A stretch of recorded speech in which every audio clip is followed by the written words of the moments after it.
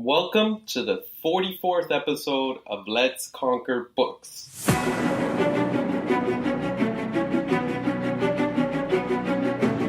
Mitch Albom, in his book, The 5 People You Meet in Heaven, said, "Sacrifice is a part of life. It's supposed to be. It's not something to regret. It's something to aspire to." In this episode, I talk about the 4 reasons why you should use books as life coaches to reach your full potential, because they will help you find your life purpose, unlock the answers within yourself, develop steps to improve yourself, and start doing instead of dreaming. So let's get into it.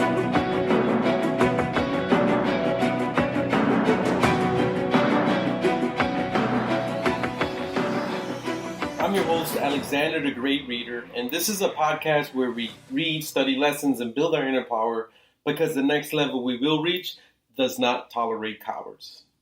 Coaching. Life coaches. A little definition for you. A little insight. Coaching helps you realize your goals and dreams, such as getting a job promotion, writing a book, or achieving a weight loss goal. The premise of life coaching is for an individual to partner with a coach so they can receive counsel and encouragement to achieve their personal and or career goals. The first thing that coaching life coaches do is help you find your life purpose. Now, books can do this for you as well. You can use books as a way to coach you, a way to have a life coach. So the first way that they help you is to help you find your life purpose. So we each have a purpose in this world, but for most of us, it is not exactly clear what that purpose may be. A life coach can help you discover this in yourself. A life coach can help you unlock this potential for meaningful purpose.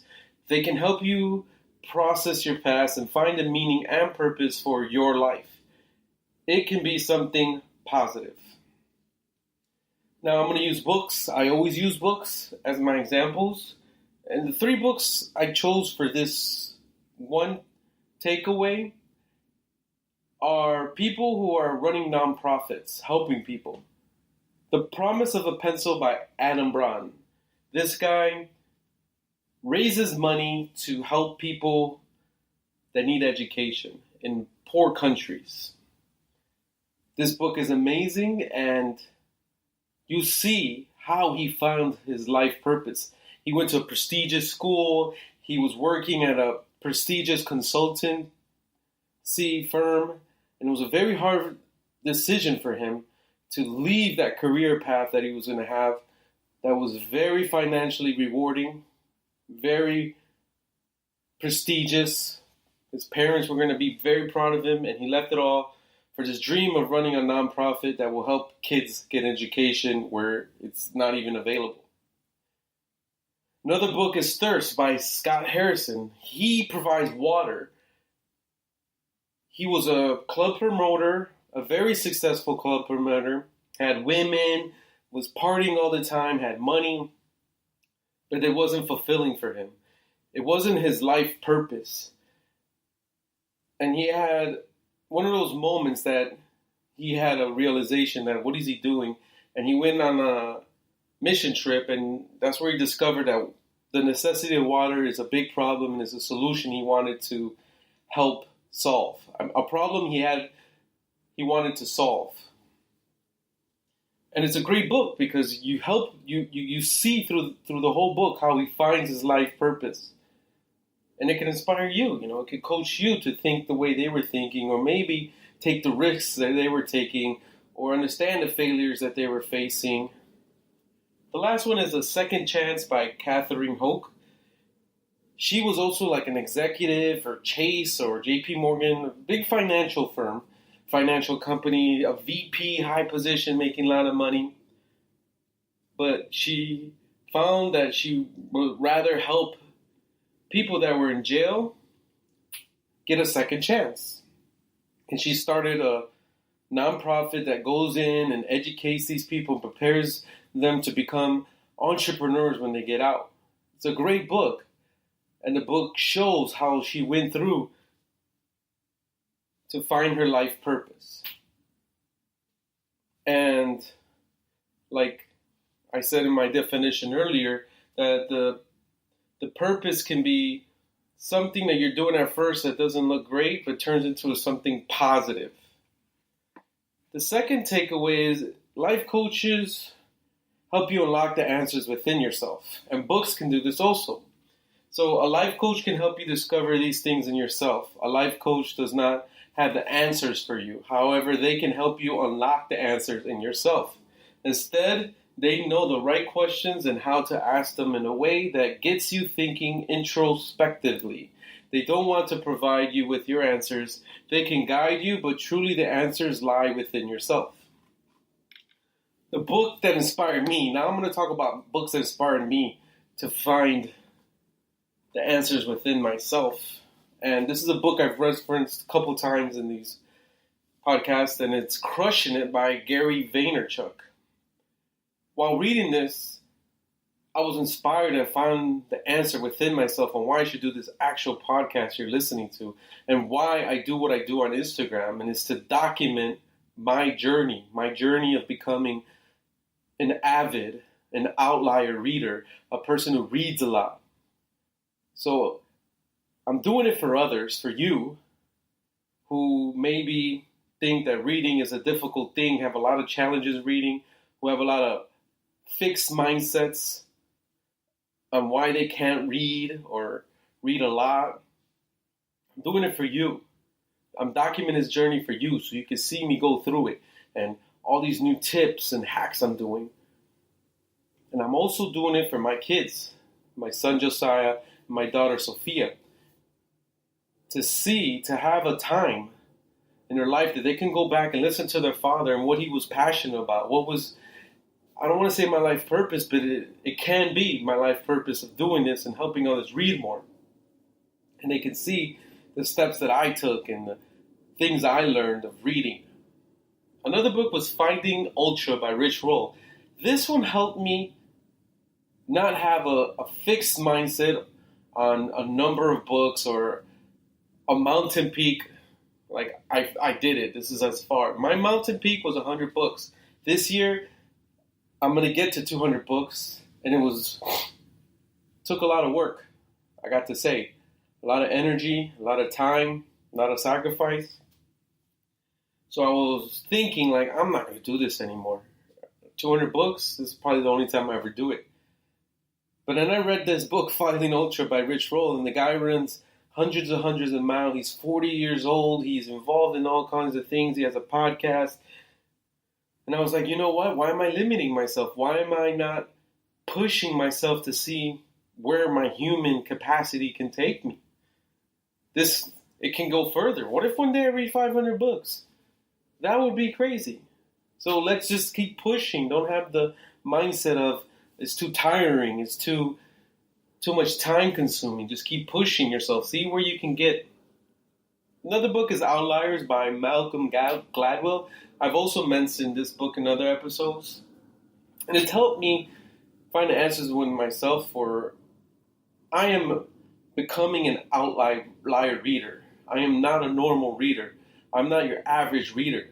I'm way beyond. I'm not 1 or 2 or 3 standard deviations from the average.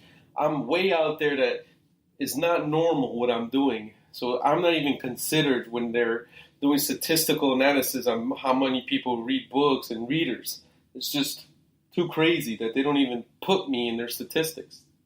This book inspired me to be, yes, I am an outlier reader. And it helped me find out that, my library covers those expenses for me to become an outlier reader, because it's expensive to read 200 books a year, but my library provides all the books I need, and if they don't have it, they'll order them for me. I don't have to drive to the library every time I need a book. They ship them to my house for free.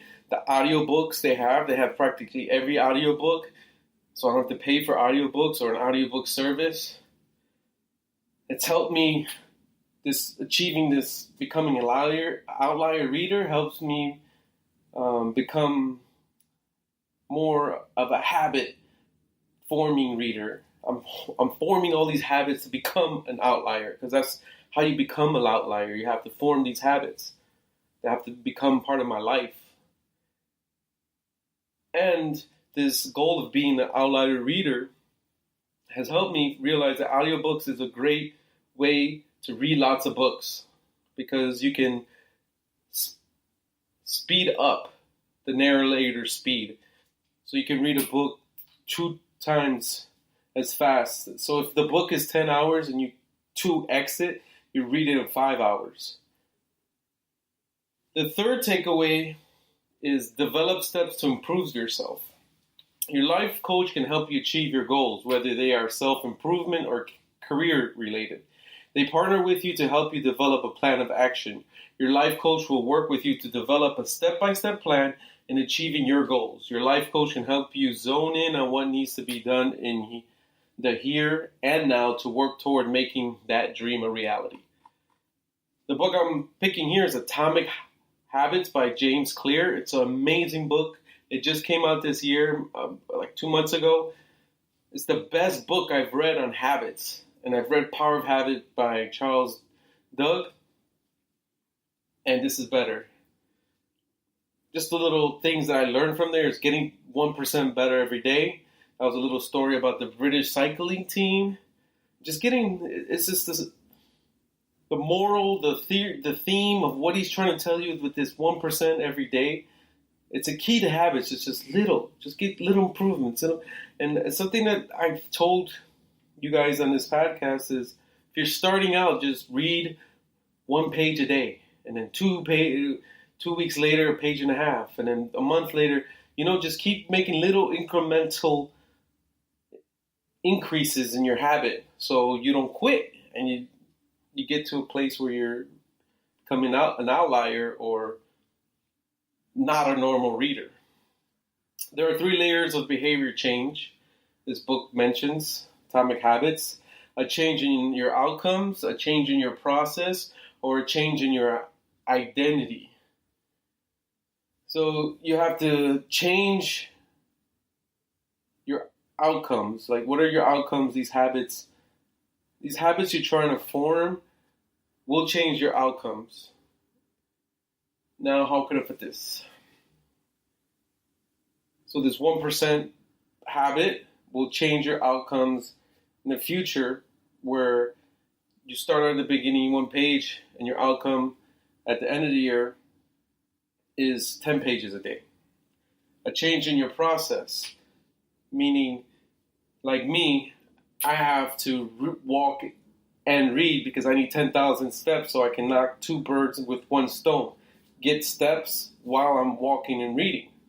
And a change in identity. That my identity has changed. I'm a reader, an avid reader, and becoming an outlier reader. The habit stacking formula, something he mentions, after X, which is your current habit, I will Y, new habit. So that's stacking your habits. Like, after I read 2 pages in the morning, I will go to the gym, and while driving to the gym, I'll listen to an audiobook. Now you're stacking. You're listening to your audiobooks and you're physically reading books, and you're adding to your overall total of reading time. The last one is, whenever you want to change your behavior, ask yourself. This is again from Atomic Habits. How can I make it obvious? How can I make it attractive? How can I make it easy? How can I make it satisfying? And this book is teaching me. It's teaching me like a coach. This is my life coach teaching me about habits, great questions on how to ask yourself. Another book that can be a good life coach to develop steps to improve yourself is The Miracle Morning by Elrod. It's an older book, but really good. It coached me to thinking of having a morning routine, the importance of it, and how much successful people have morning routines. And it gives you this little simple acronym, SAVERS, and have silence in the morning. Spend some time meditating. There's a lot of science behind meditating. The A is for affirmations. You gotta speak life to yourself. Think and Grow Rich is a good book for affirmation, to teach you about affirmations. They're important. The way you speak to yourself, the conversation you're having in your mind, the way you speak to others about yourself. You got to visualize. Take some time in the morning. How's your day going to go? How's your future going to be? Visualize yourself in the future. That's V from Savers. E is for exercise. Take some time to exercise, stretch, run a little. I like to run in the mornings, or I walk in the mornings with my book. Got to get some kind of exercise in the morning. You got to read. That's the R from Savers. Spend some time reading, a couple pages every morning. Good. And the basis of the book is you do this type of stuff in the morning, and your day is going to have tremendous results. That's why it's the miracle morning. That morning creates a miracle out of the day. Scribing, take some time to journal the things you're grateful for. There's a thing called the 5-minute journal that kind of builds it for you, and you just do that 5-minute journal. Or a book I just read that is about a journal is the bullet journal, I think it's called. You can use that, or you could just journal, write about your day. The last takeaway is start doing instead of dreaming. You can take your dreams off the shelf where they have been waiting and begging to be removed. You can begin to make those dreams a reality when you partner with a life coach. A life coach can help you discover what it is that is keeping your dreams shelved so that you can overcome the obstacles standing in your way. The book I'm going to choose for this, because it's important to do. That's very important. But we all face an obstacle, and it's a book called The War of Art by Steven Pressfield. Coached me. It was my life coach. And dreaming instead of doing is resistance. You're always going to have resistance. Something is, I know I need to record this podcast. I know I need to get it ready. I know I got to be on Instagram promoting it. I know I got to be reading books. There's always a resistance. Like, things you have to do, but there's some resistance. Like, I don't feel good. I'll do it later. I don't have an idea. I don't want to sit there and look. I have so much other more important things to do. There's always resistance to those dreams. And it feels better than getting the work done. That's where resistance, overcoming the resistance. When you learn how to overcome that, it feels better than getting to work. Well, submitting to the resistance, it feels better than actually doing the work, is what I'm trying to say. And another book by the same author, Steven Pressfield, is Do the Work. Don't take action and reflect at the same time. That is very key. So either you're going to take action or spend some time reflecting on what you're going to do. But don't do those two same things at the time. When it's time to do, you do. Your work should be the biggest reward for your work. So this is more of the process. The reward is that you're in this process of getting better, doing the work. Every time you're doing the work, you're getting better. You know that you're getting to the goal you're trying to get to. That's where your reward is, that you get to be doing that work, that work is available to you, that you can still do this work. If your work is important to you, the fear of doing it will never go away. So that's a issue of perfection. If it's important to you, like this podcast, I might fear they're not going to listen about this. They're not going to take this serious. This is not really helpful. That's one of the things I fear. This is not going to get enough downloads. This is not going to get enough attention on Instagram or the other places I promote because it's important to me. So I fear doing that. So that's never going to go away. Just realize that. So just overcome that resistance and start doing the work. That's with those two those books that were my life coaches that helped me so I can start doing instead of dreaming. So the action for this episode is find books that help you, like life coaches do, to, like I said, find your life purpose, unlock the answers within yourself, help you develop steps to improve yourself, and, like I last one, start doing instead of dreaming. You can use the books that I've mentioned, or you can find your own books, but start using books as your life coaches. I want to thank all you for downloading and listening to this podcast. I have over 4,700 plays and downloads. The reading challenge right now is at 192 books out of 200. And let's connect on Twitter, Instagram, Facebook. All the links are in the description. Again, I'm looking for people to interview. Publishers, librarians, authors, ghostwriters, book lovers, anybody in the book industry, book realm. Let's connect. And I'll catch you on the next one.